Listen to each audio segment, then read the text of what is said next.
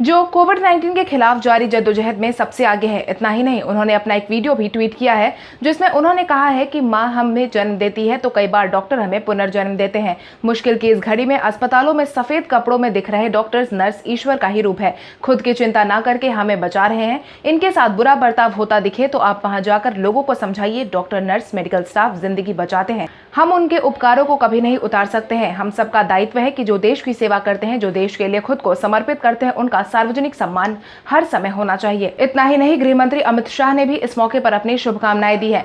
भारत के खिलाफ बयानबाजी कर खुद फंसे नेपाल के प्रधानमंत्री। बीते दिन नेपाल के प्रधानमंत्री केपी शर्मा ओली ने भारत के खिलाफ खूब बयानबाजी की थी, जिसके तहत उन्होंने साफ तौर पर कहा था कि कुछ लोग होटल में बैठकर उनकी सरकार को गिराने की कोशिश कर रहे हैं, जिसके बाद अब वो खुद ही फंसते नजर आ रहे हैं। मिली जानकारी के अनुसार उनकी ही पार्टी के लोगों ने ओली से उनकी कही गई बातों को साबित करने की मांग की है, जिसके तहत साफ तौर पर कहा गया है कि या तो वो अपनी कही गई बातों को साबित करे, अन्यथा अपना पद छोड़ दे। सत्तारूढ़ नेपाल कम्युनिस्ट पार्टी की एक मीटिंग में पुष्प कमल दहल, प्रचंड माधव कुमार नेपाल और पूर्व डिप्टी सीएम प्रधानमंत्री वामदेव गौतम ने ओली के इस्तीफे की मांग की है और कहा है कि वो हर तरह से विफल रहे हैं। भारत के खिलाफ ओली की कही गई सभी बातें गलत हैं।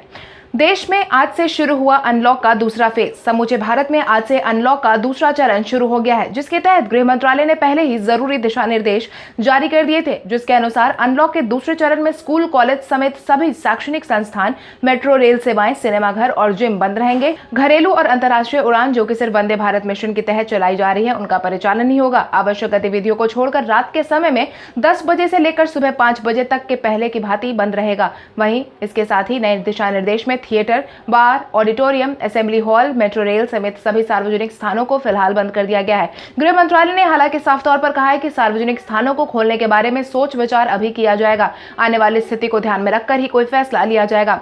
दूसरे ऐप्स के मुकाबले चीनी ऐप्स मांगते हैं दोगुनी जानकारी। कुछ दिनों पहले भारत ने चीन के 59 ऐप को बंद कर दिया था, जिसके बाद धीरे धीरे करके इन चीनी ऐप्स की जानकारी सार्वजनिक की जा रही है। मिली जानकारी के अनुसार सभी चीनी ऐप्स दूसरे ऐप्स के मुकाबले यूजर से दोगुनी जानकारी मांगते हैं। विशेषज्ञों की माने तो चीनी ऐप हेलो, शेयर इट के अलावा यूसी ब्राउजर, कैमरा और माइक्रोफोन तक पहुंच मांगते हैं, जबकि उनकी कोई जरूरत नहीं होती है। चीनी ऐप्स 1 वर्ग किलोमीटर की लोकेशन की जगह 1 मीटर से कम दूरी की फाइल लोकेशन मांगते हैं। इन ऐप पर तीसरी पार्टी में डेटा शेयर करने का भी नाम आए दिन सुनने में मिलता है।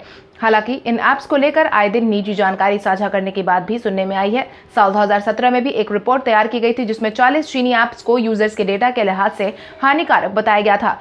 क्षेत्रीय ग्रामीण बैंक में असिस्टेंट ऑफिसर पद के लिए निकाली गई रिक्तियां। क्षेत्रीय ग्रामीण बैंक में ऑफिस असिस्टेंट और ऑफिसर के लिए कुल 9,638 पदों के लिए आवेदन की मांग की गई है, जिसकी प्रक्रिया आज से शुरू हो गई है। इन पदों के लिए आवेदन करने के लिए उम्मीदवार स्थानीय institute of banking personal selection यानी IBPS के एप्लीकेशन पोर्टल ibpsonline.ibps.in पर जाकर ऑनलाइन आवेदन कर सकते हैं। आवेदन की अंतिम तारीख 21 जुलाई 2020 तय की गई है। इन पदों के लिए शैक्षणिक योग्यता की बात करें तो ऑफिस असिस्टेंट और ऑफिसर पद स्केल 1 और 2 के लिए स्नातक डिग्री प्राप्त युवा आवेदन कर सकते हैं, जबकि ऑफिसर स्केल 3 के लिए विभाग के अनुसार अलग अलग शैक्षणिक और प्रतियोगिताएं मांगी गई हैं। AIMIM प्रमुख असदुद्दीन ओवैसी ने प्रधानमंत्री नरेंद्र मोदी पर कसा तंज। बीते दिन प्रधानमंत्री नरेंद्र मोदी ने एक बार फिर से राष्ट्र का संबोधन किया था, जिसके बाद विपक्षी दलों की बयानबाजी भी जोर शोर से देखने को मिल रही थी। इसी क्रम में AIMIM के प्रमुख असदुद्दीन ओवैसी ने भी अपनी प्रतिक्रिया जाहिर की है, जिसके तहत उन्होंने कहा कि PM मोदी को चीन पर बोलना था, लेकिन वो चना पर बोल गए।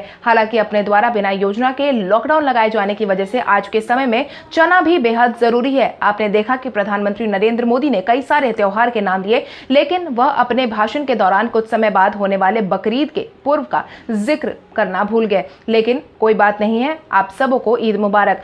सुशांत सिंह राजपूत के मामले में आया एक नया ट्विस्ट। 14 जून को सुशांत सिंह राजपूत ने अपने घर में ही अपनी जान ले ली थी। हालांकि मुंबई पुलिस अपनी तरफ से लगातार सुशांत सिंह राजपूत द्वारा उठाए गए इस कदम के कारण को जानने में लगी हुई है। वहीं अब इस पूरे मामले में एक नया ट्विस्ट आया है। मिली जानकारी के अनुसार सुशांत सिंह राजपूत द्वारा उठाए गए इस कदम से पहले ही उनके विकिपीडिया की पेज हिस्ट्री पर 8:59 पर ही उनके इस कदम की जानकारी अपडेट कर दी गई थी। यह कैसा हुआ, क्या वजह थी, इसका पता लगाने की पूरी कोशिश की जा रही है, जिसके लिए साइबर सेल की मदद भी ली जा रही है। पुलिस विकिपीडिया पेज के फैक्ट्स वेरीफाई करना चाहती है। मुंबई पुलिस के सामने आए बयान, पंचनामा और सारी रिपोर्ट्स का पता चला है कि सुशांत सिंह राजपूत तकरीबन 9:30 बजे बाहर आए थे, फिर उन्होंने जूस पिया और तकरीबन 10 बजे वो अपने कमरे में वापस लौट गए। ऐसे में सवाल यह उठता है कि विकिपीडिया हिस्ट्री पर कैसे सुशांत सिंह राजपूत के इस कदम की जानकारी पहले ही अपडेट अपडेट हुई। हालांकि मुंबई पुलिस की तरफ से मिली जानकारी के अनुसार विकिपीडिया यूटीसी टाइमलाइन को फॉलो करता है। यह इंटरनेशनल स्टैंडर्ड टाइमलाइन के तकरीबन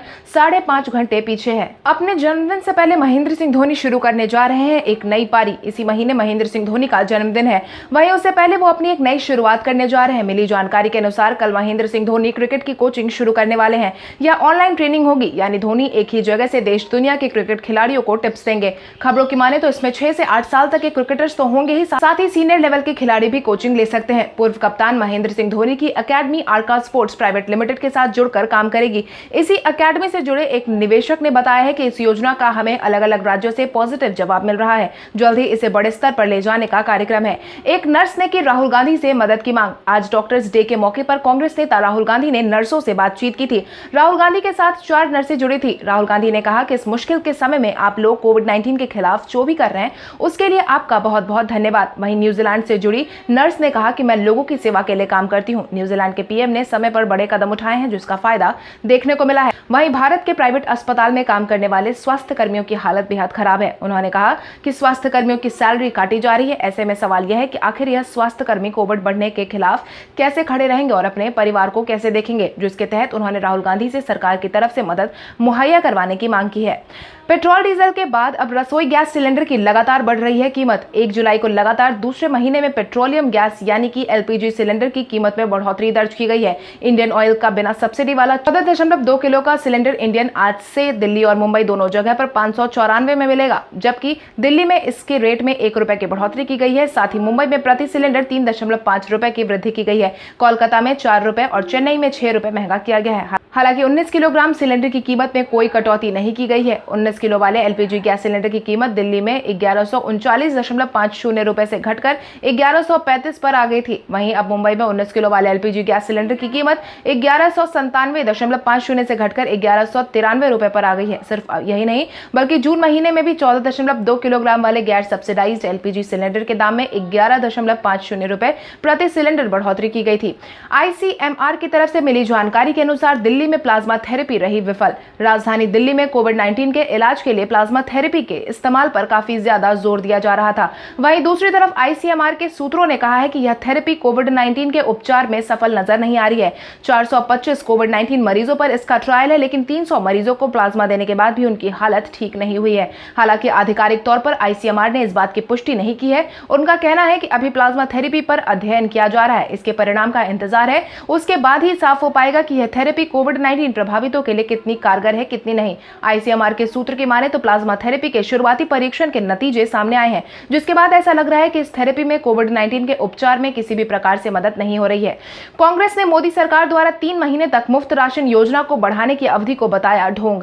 बीते दिन प्रधानमंत्री नरेंद्र मोदी ने अपने राष्ट्र के संबोधन के दौरान प्रधानमंत्री गरीब कल्याण योजना के तहत अगले 3 महीने तक मुफ्त में दिए जा रहे राशन की अवधि को बढ़ाने का ऐलान जारी किया था, जिसके बाद बहसबाजी का सिलसिला भी शुरू हो गया है। इसी क्रम में कांग्रेस की तरफ से कांग्रेस के अध्यक्ष बाला साहेब थोराट ने कहा है कि प्रधानमंत्री नरेंद्र मोदी द्वारा प्रधानमंत्री गरीब कल्याण योजना का विस्तार बिहार चुनाव को ध्यान में रखकर किया गया है। इतना ही नहीं, उन्होंने प्रधानमंत्री नरेंद्र मोदी के भाषण को निराशाजनक बताया है।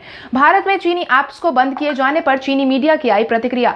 बीते कुछ दिनों पहले भारत सरकार ने 59 चीनी ऐप्स को प्रतिबंधित करने का फैसला सुनाया था, जिसके बाद अब इस कदम पर चीनी मीडिया ने अपनी प्रतिक्रिया जाहिर की है, जिस पर चीनी मीडिया ने कहा है कि भारत सरकार द्वारा उठाया गया यह कदम उनके लिए ही हानिकारक साबित होने वाला है। चीन के आधिकारिक मीडिया की ओर से इस प्रतिबंध पर अलग अलग तरह की प्रतिक्रियाएं देखने में मिल रही है, जिसके तहत यह कहा गया है कि इस ऐप पर लगाया गया प्रतिबंध अल्ट्रा नेशनलिज्म की लहर का हिस्सा है। अचानक उठाया गया यह कदम भारतीय सैनिकों द्वारा सीमा पार करके चीन के साथ अवैध गतिविधि शुरू करने और चीनी सैनिकों के साथ हुए वाकया के बाद आया है। यकीनन भारत का यह कदम भारतीयों के लिए नुकसानदेह साबित होगा, क्योंकि इस प्रतिबंध के कारण भारतीयों की नौकरी जाने का बहुत बड़ी संभावना बढ़ गई है।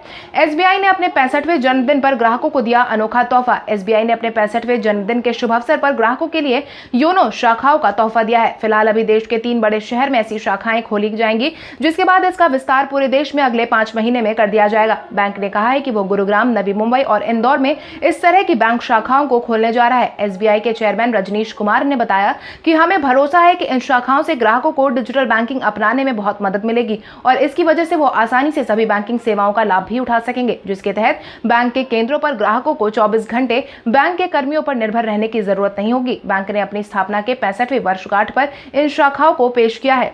साइकिल की पुरानी कंपनी एटलस अब नीलामी के कगार पर। एक वक्त ऐसा था जब साइकिल की कंपनी के बारे में जब भी जिक्र होता था तो एटलस का नाम जरूर सुनने में आता था। हालांकि अभी यह समय है जब कंपनी बिकने के कगार पर आ चुकी है। फंड की कमी होने के दावा करते हुए एटलस प्रबंधन ने पिछले दिनों अपनी आखिरी मैन्युफैक्चरिंग यूनिट पर ताला लगाने का फैसला लिया था। मिली जानकारी के अनुसार एटलस साइकिल्स का हीरो साइकिल की ओर से अधिग्रहण किया जा सकता है। फंड की कमी का हवाला देते हुए बंद करने के फैसले के बाद हीरो पर अपना मालिकाना हक रखने वाले मुंजाल फैमिली ने एटलस को खरीदने में रुचि दिखाई है। मीडिया हाउस की रिपोर्ट के अनुसार हीरो साइकिल के मुखिया पंकज मुंजाल ने हीरो साइकिल के प्रमोटर से बातचीत शुरू कर दी है। खुद उन्होंने ही बताया है कि हीरो दुनिया भर में ब्रांड्स को खरीदने पर विचार कर रहा है।